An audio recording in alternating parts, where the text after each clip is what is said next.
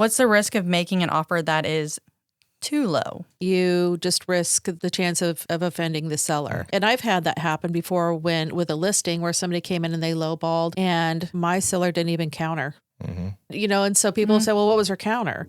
I said, they don't have to counter. She just said no. Because if you're going to be difficult right now working, how are you going to be throughout the transaction? Right. Welcome to Lawrence Real and Local, Keeping It Real podcast presented to you by the Lawrence Board of Realtors. We're your go-to source for all things real estate in Lawrence, Kansas. I'm Lexie Haskin with Bank Midwest. And I'm Patrick Dipman with McGrew Real Estate. Together, we are here to make the journey to home ownership a breeze. Join us as we share insider insights, expert advice, and a dose of fun along the way. Welcome to Lawrence Real and Local, Keeping It Real podcast by the Lawrence Board of Realtors. My name is Lexie Haskin with Bank Midwest. And I'm Patrick Dipman with McGrew Real Estate. And we are joined today with Michelle Roberts-Freeman with Stevens Real Estate. Welcome. Thank you very much. Nice to see you. You ready to rock and roll today? I'm going to do my best. All right, cool. So Michelle was actually the first episode ever. She was our guinea pig, and we weren't even originally going to post it because we were like just testing it out. And then we were like, you know what? We think it's good enough. We're just going to do it. And she didn't get a video, and I got tricked. So we're like, we're just going to post it anyways. We think it's a fun episode. But then you didn't have to worry about the camera. Well, that's true. And now you get the advantage of the camera. That's the upside I get, maybe. No, it will be. Then we can use it for some content. Okay, so it'll be good. Great. Yeah, right. Perfect. It's the little things, right? Right. That's right. We'll go with that. So you have some background in like mediating and negotiating, things like that. So this topic was something that kind of popped to mind when we were thinking of something that we could do. I was going to ask her if she could give a little background of how long you've spent in real estate as far as understanding and having experiences helping buyers and sellers. So I started with property management back in the 80s, actually. I managed a 40-unit apartment complex, excuse me, while I was in college, and just dated myself there, didn't I? And so a long time ago, my mom was in real estate for 42 years. My dad was a broker agent. My brother was a broker. My husband's in real estate. So kind of grew up just around the real estate industry my whole life. And so my license, I didn't get my actual real estate license until 2019. Oh, wow. And so, but I've just kind of been around it and like I said, did property management forever, still do it. It's been a continuing thing. And so, so I've been kind of just around it, grew up in that whole world. Yeah. That's a pretty neat story. And you did mediation and things like that in your prior job as well. Correct. I was Supreme Court certified mediator, Kansas Supreme Court. And then I had specialties that were more just like kind of in core mediation, parent adolescent, domestic. I did a lot of domestic stuff. So not real estate negotiation, even though I did do property settlements, but mainly just more on a domestic level. Yeah. Yeah. Wow. Or for kids. Yeah. Would you say that even dealing with all of that has helped when it comes to the art of negotiation and how to basically deal with people, handle their emotions, expectations, things like that? So I think it does, because really you just have basic skills with negotiation. And so you just have to learn how to transfer it. But there's some underlying properties that just kind of go from one thing to the next regardless. One thing is managing emotions. Another thing I think that's just good in life is just being a good listener. And so you really just have to hear what they really need and what they want. Because really, everybody wants a win, right? Everybody wants to feel like you had a fair deal and you had a fair deal, and maybe it wasn't 100% to zero, but that wouldn't be negotiating, right? You want everybody to feel like it was fair. Yeah. And so I think in the end, as long as for me, I just kind of apply their principles and just sort of really try to hear. Sometimes it's not the words, it's like, what's behind that? Like, why are you feeling that way? And so then I try to figure out kind of what then, initially should we even look at, to try to meet their needs. And then, and then just try to just kind of talk them through the process. Yeah. Wow. That sounds great. Yeah. And I would say your background is very unique in that regard, and probably it's fantastic to help people in this buying process. Yeah. Yeah. Wow. And I mean, negotiating can feel intimidating for either newer agents or even just buyers in general. So, I mean, why do you think so many buyers struggle with it? I think a lot of times they just don't have the experience. No, they're not in their wheelhouse. And so I think a lot of times, they're uncomfortable because they don't know the market. It's a huge purchase. And so they're really counting on their agent to, go to bat for them and help them understand. And so I think that a lot of it is just they don't understand the process. When they make an offer, they want to get a good deal. They want to know they're paying a fair price, but they don't want to offend the seller either. And so I think they're just in this land of, this is not my wheelhouse. I don't know what to do. So it just feels very intimidating because they don't have the confidence in knowing what to do. Mm-hmm. For you, is there a process you go through to help somebody learn the market or feel more comfortable about the Lawrence or Douglas County market? So I'm kind of a hand holder. Sometimes I worry that I come off too much as a teacher, honestly, because I love working with first-time home buyers because I just inundate them with information. And I walk through every single process. I try to sit down with them ahead of time and explain things. And really and then, when we find a property, I do a CMA for them so that we understand market values, because that's really just such a huge part. Because if they don't understand the market, then we're going to have a hard time, looking at prices and coming up with what's fair. And so I just try to really get behind what can you really afford. And just because you get a pre-approval that says you can afford $5,000 or $500,000, is your payment really more comfortable around $350,000? So we don't want to overdo it. We don't want to end up, having more house than we're comfortable with having. And so, you've heard you don't want to be house poor, right? Yep. I know that was what was going through my head over and over again. House poor. Yeah, don't want to be house poor. You want to be able to live within your means and still enjoy the home that you're in. And so, so a lot of times for me, I think I just try to really hit hard with education, be realistic about expectations, and sort of just share with them the market. And a lot of times, I will try to set them up on a search, or I'll ask them if they've been doing that, just so that they are familiar with the Lawrence market and that sort of thing. So once they start seeing what you can get for what price, then their expectations have already kind of been set a little bit. So they already know. Might not be happy with it, but they know. But they know. That's right. For somebody that was just listening, they're like, what's a CMA? Right. What's a CMA? Sorry. No, you're good. Yeah. So that is, we just pull similar properties and we compare them. And usually what I try to do, if I can find the comparables, is I try to go back up just within a 6-month period. So it's recent. Sometimes I'll go up to 12 months if I'm really having, a challenging time, and try to find sold properties that are like properties. So if somebody's looking for a 3-bedroom, 2-bath, 2-car garage, then I'll go into that same neighborhood and I'll see, what other similar properties sold for. What's the condition like? And then I show them, this is what it actually sold for. That's something that we do if somebody's getting ready to list their home. We do comparables so that they have a good idea of what their home might be worth. And then we also do that when you're getting ready to make an offer, to say, this is where I think this, belongs. And there's other factors to consider as well, but pretty much just kind of doing that to let them know, here's your range. This is where I think we're sitting on this. Yeah. Great. So when you think about it, what does a successful negotiation actually look like? So I think a successful negotiation, like I pretty much said earlier, is just a fair deal. That the seller feels really good about the buyer and the purchase price and what they're getting. And also that the buyer feels like they're getting a property that they love and that they paid a fair price for it.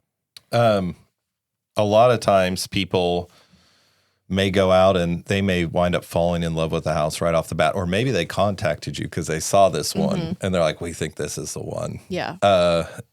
Is it oftentimes that first one or first couple they see is the one, or does it wind up being that they actually go through the process of seeing more homes? And It really just depends on the person. Mm-hmm. Sometimes they're, for instance, in some of our, I guess I'm going to call it specialty neighborhoods, and with respect, some people might be looking for a home in Old West Lawrence, and they don't come up all that often. And so sometimes when people are waiting for a specific neighborhood, they know they want a wraparound porch. They know they want an older, they know what they want. And so when that comes up, then they pretty much know this checks our boxes. And so in that kind of a case, it's more of just it hitting the neighborhood. They want to see it. They want to go. And they've been watching for 2 years, or more. And it came up. And so they're ready to move. Other people, not so much. And really, sometimes I would prefer that buyers look at a couple of different properties if they're not experienced buyers that know what they want. Yeah. Does it wind up being your tactics with somebody that has that specialty neighborhood differ from somebody, let's just say a first-time home buyer that's looking for something, and they just basically have a price range and some basic parameters? Are the tactics, once they find that house, very different in how they negotiate? I don't necessarily know that it's that my tactics are different. I think the circumstances really dictate how we handle that. I mean, if I have an experienced buyer and they've bought 8 houses before, they kind of know the drill. They're older, financially stable, and they know the neighborhood and what they want. Then really it's just kind of looking at the terms and how we know what the best offer is. They've been through the drill, so they know. If it's a first-time home buyer or even second-time home buyer or someone that's new to our community that maybe isn't familiar with the market, I'd like to show them some options and just listen to them, because maybe they think they saw the house that is great for them. But once I hear what they want, I might know of other, options and opportunities for them. And so if nothing else, I would share the data sheet and suggest we go look. And if they say no, then they say no. But at least I offered and am willing to share that information for them to consider. How do you help buyers stay objective during this process and not let their emotions drive them? So that's really challenging sometimes, because people get really, really emotionally attached. They walk in sometimes and they can see their furniture sitting in a certain way. I'm going to set this room up for a playroom or this for an office. Or they can just picture their stuff in there.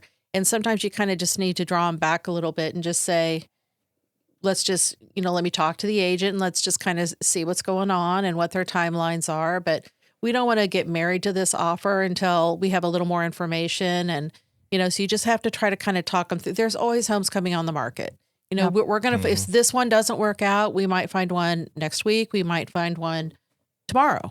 Correct. We don't know. And so just because you didn't get this house, or this one may or may not work out.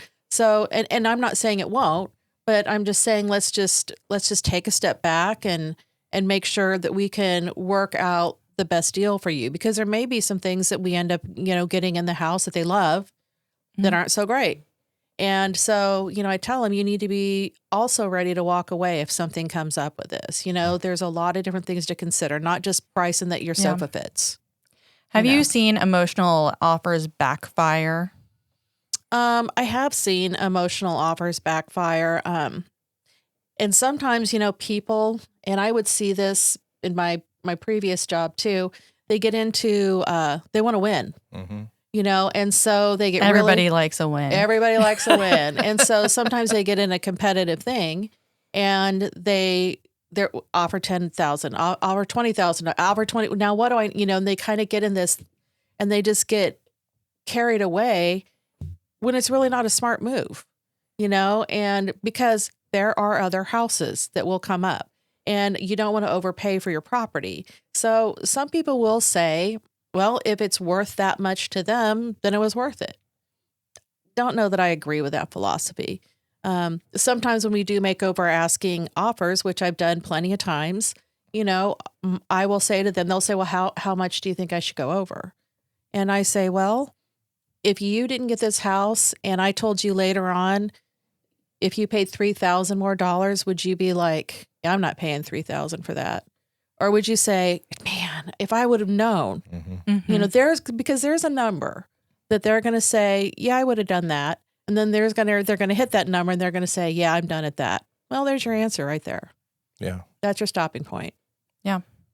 Let's pretend we're buying. Yeah. And you helped me find this house. Yeah. Besides the price, what other factors might we want to consider? Well, so you're going to want, are you talking about when we make an offer? Yes. Okay. Correct. So some of the terms. So one of the things that, so people think that it's only price sometimes, but really there's a lot of other terms. So you'd want to look at, any contingencies with inspections. You would want to look at, how soon do you need to be in? You would want to look at the way they're paying. Is it a cash offer? Is it a loan? What type of property is it? So there's just a lot of different things. So I think that's really a mistake that people, don't always understand. They're like, well, I had the highest offer. And you say, well, that could be true. But I had somebody else that, I have a house that's sitting vacant and I have holding cost on this. I'm paying the mortgage every month. I'm paying the utilities every single month. I'm paying the insurance.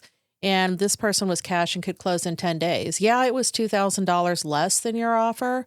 But in the end, it's better for me because I'm done with it in 10 days. Yeah. They always say cash is king. Right. And sometimes too with the inspections, people sometimes will waive inspections. And that's a big deal because then you're pretty much done, and I'm not a big waive inspections person. I mean, it has to be a really experienced buyer for me to even want to allow that. I just really am pretty against that. So what could happen if they skip that step? Right. So, I mean, really inspections are for their protection. It's their protection against what they're buying. You could get into a house and, end up with $20,000 worth of foundation work, or you could, something like that. And so the sewer could be shot. The sewer could be shot. I mean, and I've had that, I've in the last probably 6 months, I've had 3, I think, broken sewer lines. And so, then don't One of them being your daughter. One of them being my daughter, right? Yes. And so I tell people, 100, sometimes they'll say like, gosh, inspections are so much. And would you rather pay like $850 for a whole home around that, or like $10,000 for like yeah, and I'll say $125 or for a sewer cam to avoid an $8,000 repair. It's pretty good money spent, And so I'm just, like I said, I'm a big, and if nothing else, the inspections help you learn about your house. And so it can be really scary sometimes when you get your inspection because it looks like it's a novel. You get it and it's 50 pages long. But a lot of that, I mean, is pictures, narrative, and it tells you about your house. So you learn, for instance, where's your main shutoff? So for your water. So if you have your dishwasher leaks or your washer hose, where can I go to shut off my water? What size filter does my furnace take? Just little things like that are helpful. Yeah. Even if somebody waives inspections, though, they can still get inspections. They just can't cancel the contract due to inspections, correct? Correct. Yeah. So you're just going to be SOL. Well, yeah. If the sewer goes back bad, you're like, ugh. On the flip side, I've told even sellers, we want people to have the opportunity to inspect because we want to know what we're getting ourselves into regardless. So I know that this is more like buyer focused today, but as agents, do you recommend your sellers getting a pre-inspection before listing their home? I've done that before. I actually did that twice this year. And I don't normally, I mean, it just depends on the person. It depends on the property. So I don't often do it. But there are times, especially when I feel like they're going to do an as-is sale, or they've been in the house a really long time and they think that they're really on top of stuff. And I can kind of tell maybe they're not, on top of it as much as the market is going to expect for them to be on top of it. And so we just want to know that we're pricing it properly. We want to know, we just need the information. We need the information to know what we're dealing with, because really just being completely transparent is one of the things that's going to keep your deal together. I mean, we aren't going to try to hide things because they're going to come out. And we also don't want to try to to not let you know what's happening and then have something come out later. And yeah, you might already have your deal done, but is that really how you want to serve your clients? It's really not. And so you want to know just that you're doing the right thing. And our business is referrals, right? I mean, our paycheck is zero, right? That's our base salary. So we want to know that we work from referrals and that we do a really good job and just work with integrity. Yeah. For me right now, as people are looking at, hey, I'm interested in the springtime, and I don't, I want to be able to get the best price. I've recommended you might want to think about getting a home inspection now. That way you can start checking off and we can line up who you need to fix some of these items. Absolutely. Because it's going to be a lot easier for you to have 3 or 4 months to fix something versus 30 days under contract, and somebody else is saying, well, I need this fixed right now, and we're up against a time frame. Yeah. So, Yeah. And, with inspections, contingencies, like an inspection kind of thing, that's protection. Yeah. Contingencies, they aren't a weakness if you put them in. They're a protection. And so you need to have those kind of things just to know exactly what you're buying. Not that you can't look at it and say, yeah, I'm good with that. I can figure, that's general maintenance. Every house has it. If somebody did an inspection on my house today, I'd get a 50-page report. But, so it's not that the house is bad, but now you know. Yeah.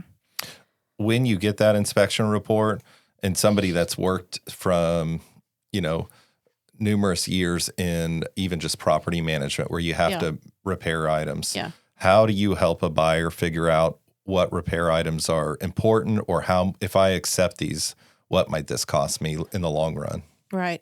So what I do is when I start, I look for health and safety. So those are the As a lender, we love to hear that. perfect score. So that's what I do. I look for health and safety. So if something is unsafe, if something comes back with high radon, we want to make sure radon's the second leading cause of cancer.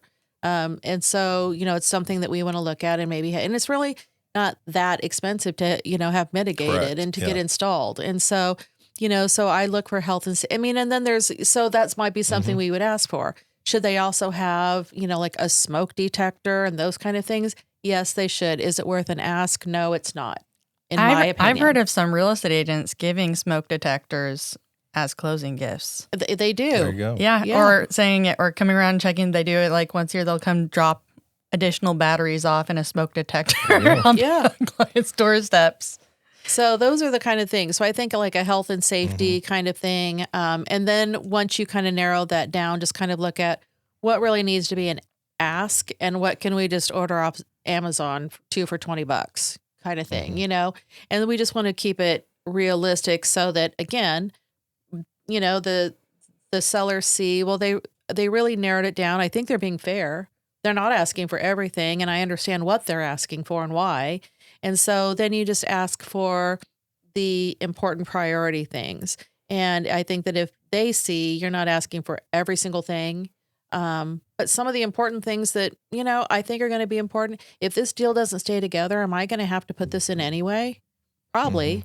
Because now that you have the information and you disclose it, then of course, the next person isn't going to want to come in and at the same price anyway, most likely, and say, yeah, I'm happy with that broken sewer. No worries. Yeah, I'm good with high radon. So they're going to have to fix it anyway. So you might as well just stay in the deal with the buyers that are being fair and wanting to work and just, work through it and get it closed. Yeah. Absolutely. Yeah.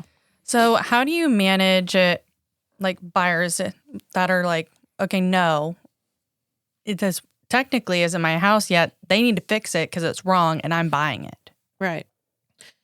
So I think that sometimes with those people, I hate to say this, but sometimes you need to lose house, and so when you have someone, they hire me for a reason, and that's to guide them.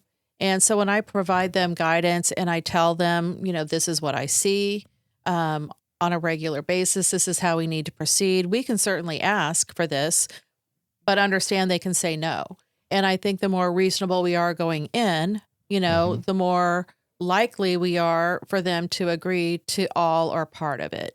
And, but if you want to ask them to fix every single thing because you know better and you're not going to, you're not going to move forward. Okay. I mean, ultimately, I work for you. If that's what you want me to ask for, and I've advised you that I don't think that's the way we need to do it, if you tell me to, I will, because I work for you. And if that means you lose the house because I took your advice instead of you taking mine, then I guess you lose the house. And maybe second time around, we'll have a better outcome. Correct. Experiential learning. That's what I call it. Yep, You exactly. have the experience to learn. Right. And and I brought that up because it happens. Yeah. It happens all the time. Mhm. Yeah. And people don't realize too, like, they can say no. They don't have to accept your offer. And the value is in going through that process and having an agent to represent you that knows the process and can help identify some of these things before you even write that offer. Right. Because the reality is, if I did all this work, I wouldn't be selling this house at this price. Yeah. Right. Because, too, when you're walking through houses with buyers, you'll be like, oh, well, this will probably come out in the inspection report. Maybe we need to take a look at this sort of thing. And, like, you set those expectations as experienced agents to what they should be expecting by even making an offer and going through inspections as well. Not saying you're inspectors, but you kind of know what to look for. Look, the bottom line really is that people will, a house is worth what a buyer's willing to pay. Period. A lender is willing to loan for the house, right? The appraisal, and basically what the appraiser says. And so that's what the market is bearing right now. It's like what current homes are selling for now, not 3 years ago. We aren't in that market. It's what the market bears and what people are paying right now, what a lender's going to lend on it, and what an appraiser said it's worth. That's what your house is worth. Yeah. That first little thing that you said about your house is worth what a buyer's willing to pay, I kind of want to put that on a coffee cup. Yeah. I think that's a coffee cup saying. Patrick is like, Lexie, you're going crazy. You go for it. Well, sometimes, you get, somebody will say, well, I put $150,000 in this house. And you have to say, well, that's fine. And I hope you enjoyed that money, but you're not getting it back out of your house. If somebody wanted to buy, a $650,000 house, they're going to buy one just like you did, and they're going to buy it for $5 and do it themselves. You can't expect dollar for dollar what you got out of your house.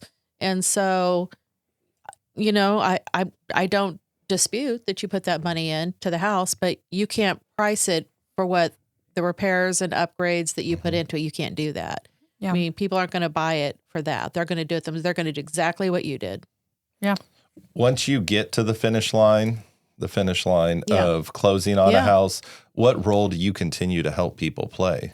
I try to help them line up any contracting work, plumbers, electricians, landscaping, whatever, handyman kind of stuff. And so just kind of anything that they need. I was just over last week helping a client pick colors. And so she wanted some help with her home. And so I went over and we just looked at colors and did some color shopping together. And so it just kind of varies on what they need, but whatever they need, I at this point in time have a ton of resources and kind of look at what they need too, because one might be a better fit for what they need versus something else. But yeah, so I keep in touch with them, hope that they always know that I'm a resource, and try to help line them, because a lot of people don't have the experience, especially first time home buyers, because they've always had, a landlord to call. Yeah. And so something goes on and they call and it gets fixed. So now they're in this strange new world of home ownership that comes with cost and repairs and upkeep. And so they just don't have those resources. That makes sense. So another negotiating tactic that some buyers want to do going in, and tell us why this could be a mistake, is the lowball strategy. Right. And just coming in very low. What's the risk of making an offer that is too low? So I think I touched on this earlier. One of the horrible things is when you come in too low, you just risk the chance of offending the seller. And I've had that happen before with a listing where somebody came in and they lowballed and my seller didn't even counter. And so people say, well, what was her counter? I said, they don't have to counter, and she just said no. And so, because if you're going to be difficult right now working, how are you going to be throughout the transaction? Right. And so, some people, and especially when it's always interesting to me when a listing has come on the market and it's been on for a day, and they're like, well, how much do you think we should ask off? I'm like, none. Yeah. I think right now you're at 0, and I mean, if it sits for a while, okay. If you do inspections and something comes up that's unknown, okay. I mean, there's things like that certainly come up, where you have some different negotiation periods. But when the house first comes on the market, I would advise my seller, don't accept anything less than asking at this point. Give it the weekend, give it a couple of days, but you don't need to jump on the very, very first offer, especially if it's below asking. Give the market a chance to speak. It will. You'll know. You'll know in the first few days or in the first week pretty much what you're going to get, how that's going to, because people are watching. Everybody's signed up on multiple sites to get notified. And so when something comes up like that, they're going to get notified. And if they've been watching, you'll hear from them. So then kind of going off of that, how do you determine what's fair, but still leaving room for negotiation without actually offending the seller? So I think that, the best thing to do is just to know, your market, the fair market value.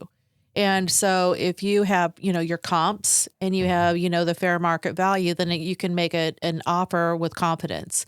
And you can say, this is why I'm offering this price. In fact, I just did that not too long ago too, because I did make a little bit lower offer. And I just said, this is why we made that. It's certainly not at all to offend the seller. That's a lovely home. But this is where my comps are coming in. And so can you help me understand how you got to this price? And ask them questions. Maybe they can help me understand something that I'm missing. But unless they can, then I just say, well, this is where we're comfortable making an offer on the house, and this is why. And I think that when you have facts, when you have hard data, this sold 2 months ago, this sold 10 days ago, this sold, and it's the exact. And you're within 200 square feet of the exact 322 kind of thing. Then you can say, I just don't understand. Is there a brand new roof on this and there wasn't on that one? Is that what the difference is? Or what am I missing? Because if I can't see that, then this is what we're comfortable offering. Yeah. Before even putting that together, are there any other tactics that you do, such as, I don't know, viewing it for the second time or feeling out an agent to not necessarily offend, but before you even write it? I do. I usually touch base with them, and a lot of times, I touched on earlier that you ask for different terms. And so a lot of times, before I write an offer, I will say that I'd like to contact the agent and just kind of visit with you a little bit about what the seller is looking for. Are they trying to stay away from repair cost? Is that something we can offer in the contract that'll help them know that we have skin in the game? We're serious. We're going to we are going to ask for inspections, but we're going to put $500 towards repair cost or $1,500 or whatever. Just to let you know, we aren't in this to nickel and dime you. We're in this to put a deal together, but we want some protection.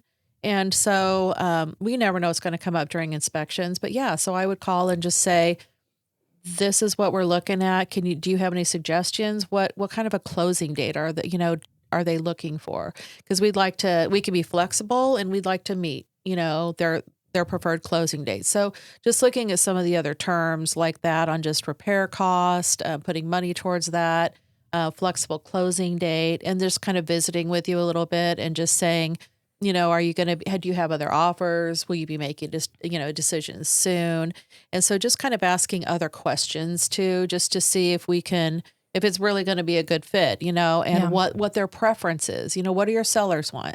And again, that's just part of the negotiation. I think just having a good working relationship with the other agent and through transactions, and then just communicating. Yeah. You want to play a game? Do we have time for a game? I think we have time for a game. Okay. Oh boy. Love Fact games. or fiction? Buyer negotiation edition. Okay. All right. Fact or fiction?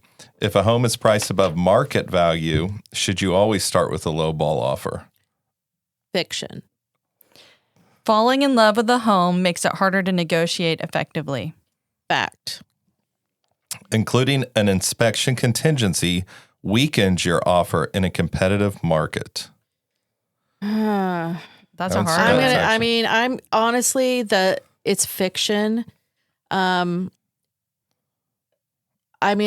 just have really strong feelings on inspections. And so, Well, I mean, it could just not weaken your offer if you also offer X amount towards repairs. right, if you offer some towards that, or, sometimes closing costs, like that's something that I didn't mention a minute ago is closing costs. You can also, offer, something towards that. And so, or ask for the seller, I guess, if you're on the other side. But I just really don't like it when people maybe don't learn about their home. No, I agree. It's having a third party person Right. take a look at it Yeah. and go crawl around for a few hours. Right. Because I'm not getting in that crawl space under the house. I'm going to be honest. Isn't that You something could call a your husband seller, to do that. I mean, if a seller thinks about it, isn't that something I want too? Yeah. Yeah. Right. So Okay. The price is the only thing that matters when negotiating a home purchase. Fiction. knowing recent comparable sales gives buyers more negotiating power. Fact. And the last one, skipping inspection contingencies can save time and make your offer, well, that's basically the same thing as the other thing, more appealing. Fiction. Well, You go ahead. I was You going to finish it say, up. Patrick, why did you not highlight that those were the same thing? Patrick is at like 100% prepared over here. He has his highlighted paper and stars and all this stuff. And I'm sitting over here like, wow, he's on it. It's but- probably because I over highlighted and I was just kind of going with the flow on it. So It made me Oh my feel gosh. underprepared, honestly. I was intimidated by Patrick. sorry. I'm over here trying to be prepped, try to keep the flow going. I got stars all over everything. You're a good Oh sport. my gosh, I'm giving you a hard time. But Michelle, if you could leave buyers with just one or two things about negotiating expectations, things like that, especially going into the market, what would you say? I would say know your comps, stay objective, and try to just to tailor your offer to the seller's needs. Mm-hmm. I think those are very important things, and I think probably just I think it just equals preparation and flexibility. And so if you just are, you have your prep work done and you have a good knowledge base, and you can be flexible with some of your terms and educated, I would add, then I think that's kind of a winning strategy. I like it. Yeah. Well, thank you for joining us today. Of And course. Thank you to for the having Thank me. you. Yeah. Lawrence Public Library for giving us this great space Yeah, to this is just be able to awesome. use. And if you liked this episode, please like and subscribe. I'm going to start saying that on everything. Like and Please subscribe. like and subscribe. And share. That's right, and share this with your friends, your family, to your page, all of it. So I'm going to start remembering to say that because, hey, nothing's going to happen if you don't ask. That's right. right. I mean, it's an automatic no, right? It's an automatic right. no. You miss every shot you don't take. That's right. So like, subscribe, share, do all the things. I think that'll be the first thing I do after this. I'm going to do all of those There you things. That's right. Okay. Well, thank you, Michelle. Thanks so much. Signing off. Thanks for joining us on Lawrence Real and Local Keeping It Real podcast. We appreciate our guests taking the time to join us. Don't forget to subscribe and leave a review if you enjoyed today's episode. For more information, please visit us on the web at www.lawrencerealtor.com. And remember, whether you are buying, selling, or simply dreaming of buying your future home, we're here to help. Until next time, keep it real. And happy house hunting.